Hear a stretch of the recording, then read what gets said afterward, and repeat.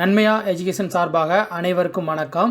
இன்றைய நாளேடான தினமணி நாளிதழிலிருந்து எடுக்கப்பட்ட செய்தி குறிப்புகளை நம்ம டிஎன்பிசி எக்ஸாம் பாயிண்ட் ஆஃப் வியூவில் பார்க்க போகிறோம்.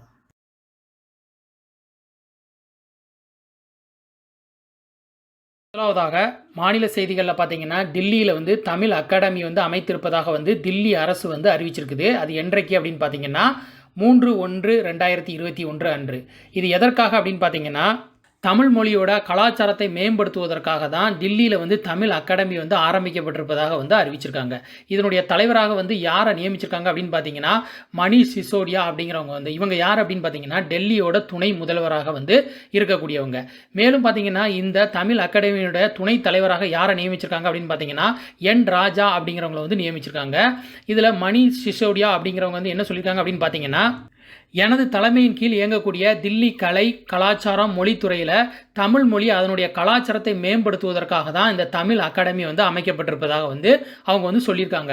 இதனுடைய செயல்பாடு இந்த தில்லி தமிழ் அகாடமியினுடைய செயல்பாடுகள் என்ன அப்படின்னு பார்த்தீங்கன்னா தமிழ் மொழியிலையும் கலாச்சாரத்திலையும் சிறந்து விளங்குபவர்களை ஊக்குவிக்க புதிய அகாடமியின் கீழ் விருதுகள் வழங்கப்படும், ஆட்களை தேர்வு செஞ்சு விருதுகள் வழங்கப்படும் அப்படிங்கிறது சொல்லியிருக்காங்க.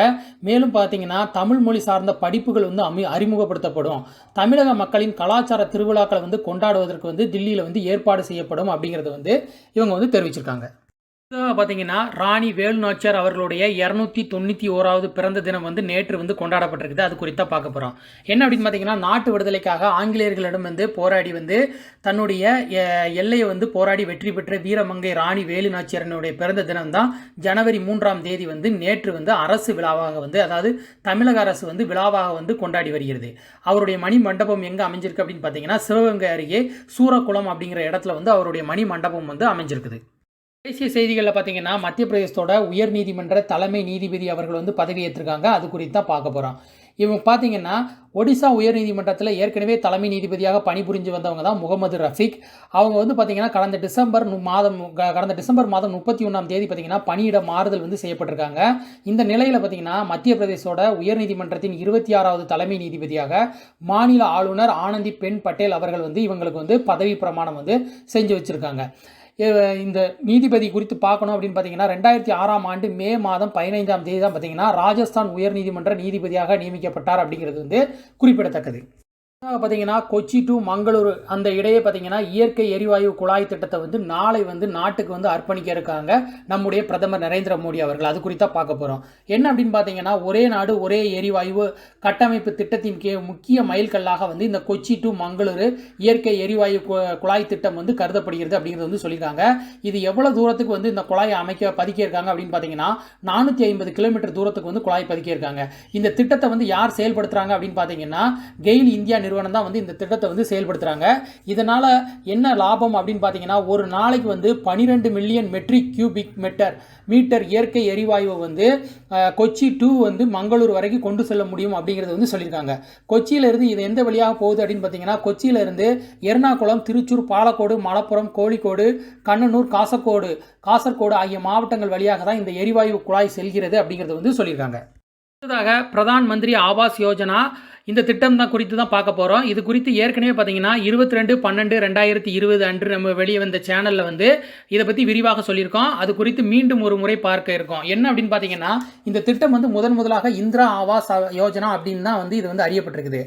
1989 ஜவஹர் ரோஜ்கர் யோஜனா திட்டத்தின் கீழ் தான் இது செயல்பட்டு இருந்துச்சு.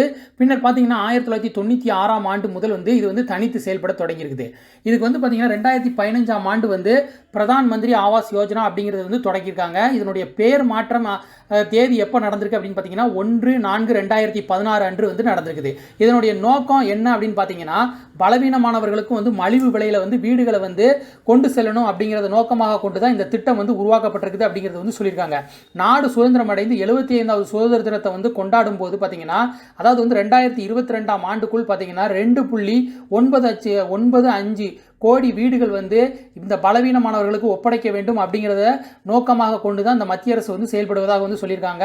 இதனுடைய பங்களிப்பு என்ன அப்படின்னு பார்த்தீங்கன்னா, மத்திய மாநில அரசுகளின் பங்களிப்பு பார்த்தீங்கன்னா 60:40% அதாவது விகிதாச்சாரத்தில் வந்து இருக்கும் அப்படிங்கிறது வந்து சொல்லியிருக்காங்க. இது வந்து வடகிழக்கு மாநிலங்களுக்கு வந்து முற்றிலுமாக வந்து மாறும் அப்படிங்கிறதையும் சொல்லியிருக்காங்க. அதாவது வந்து 90:10 அப்படிங்கிற அளவில் வந்து இருக்கும் அப்படிங்கிறதையும் சொல்லியிருக்காங்க. இது ஹிமாச்சல மாநிலங்களுக்கு வந்து இதே மாதிரி 90:10 அப்படிங்கிற அளவில் வந்து பொருந்தும் அப்படிங்கிறது வந்து சொல்லியிருக்காங்க. மத்திய அரசு சார்பில் பார்த்தீங்கன்னா ரூபாய் 1.66 லட்சம் உதவித்தொகை வந்து ஒவ்வொரு வீட்டுக்கும் வந்து வழங்கப்படுகிறது. இந்த திட்டத்தின் கீழ் பார்த்தீங்கன்னா சிறப்பாக வீடு கட்டியவர்களுக்கு வந்து பிரதமர் வந்து விருது வழங்கியிருக்காங்க. அது என்றைக்கு அப்படின்னு பார்த்தீங்கன்னா கடந்த ஜனவரி 1ஆம் தேதி 1/1/2021 அன்று வந்து வழங்கியிருக்காங்க. இதில் மொத்தமாக பார்த்தீங்கன்னா 88 நபர்கள் வந்து தேர்ந்தெடுக்கப்பட்டிருக்காங்க. அதில் 3 பேர் பார்த்தீங்கன்னா காஷ்மீர் மாநிலத்தை சேர்ந்தவர்கள். ஒருத்தர் யாரு அப்படின்னு பார்த்தீங்கன்னா தோடா மாவட்டம் பதர்வா பகுதியைச் சேர்ந்த 65 முதியவர் அப்துல் லதீப் கனை அப்படிங்கிறவங்க தான். செய்திகளில் ஆஸ்திரியாவின் இன்ஸ்ப்ரூக் அப்படிங்கிற நகரில் நடைபெற்ற 4 ஹில்ஸ் ஸ்கீ ஜம்பிங் அப்படிங்கிற போட்டியில் வந்து போலந்து போட்டியாளர் கமில் ஸ்டாச் அப்படிங்கிறவங்க வந்து சாம்பியன் பட்டத்தை வந்து வென்றிருக்காங்க.